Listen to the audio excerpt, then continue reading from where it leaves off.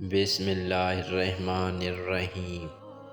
رسول کریم صلی اللہ علیہ وآلہ وسلم نے فرمایا، اللہ تعالیٰ نے مجھے جو ہدایت اور علم عطا کرے گا کہ بھیجا ہے، اس کی مثال اس بارش کی سی ہے جو زمین پر نازل ہوئی۔ زمین کے ایک حصے نے اس کا پانی قبول کیا، بہت زیادہ گھاس اگائی، اور ایک حصہ سخت تھا، اس نے پانی کو روک لیا، اور اللہ تعالیٰ نے اس کے ذریعے کئی لوگوں کو فائدہ پہنچایا۔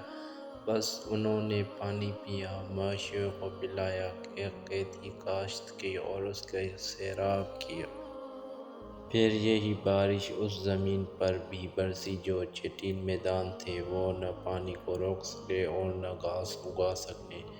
بس اول ازاں پر اس شخص کی مثال ہے جس نے دین میں فقہ حاصل کیا، یعنی دین کو سمجھا اور اس کا علم حاصل کیا۔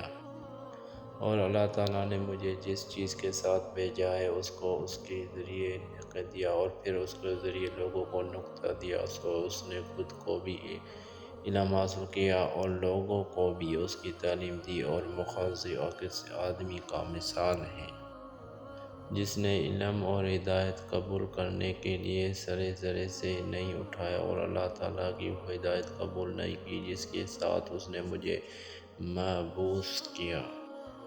سیدنا ابو درداء سے مروی ہے کہ رسول کریم صلی اللہ علیہ وسلم نے فرمایا، علم والے کو عبادت گزار پر اتنی فضیلت حاصل ہے جیسے چاند کی بقایا ستاروں پر ہے۔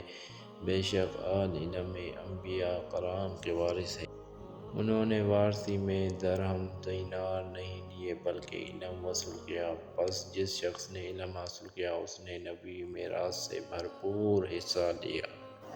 سیدنا ابو ہریرہ سے مروی ہے کہ رسول کریم صلی اللہ علیہ وسلم نے فرمایا، جو آدمی علم کی تلاش کرنے کے لیے کسی راستے پر چلتا ہے، اللہ تعالیٰ اس کے لیے جنت کے راستے کو آسان کر دیتا ہے۔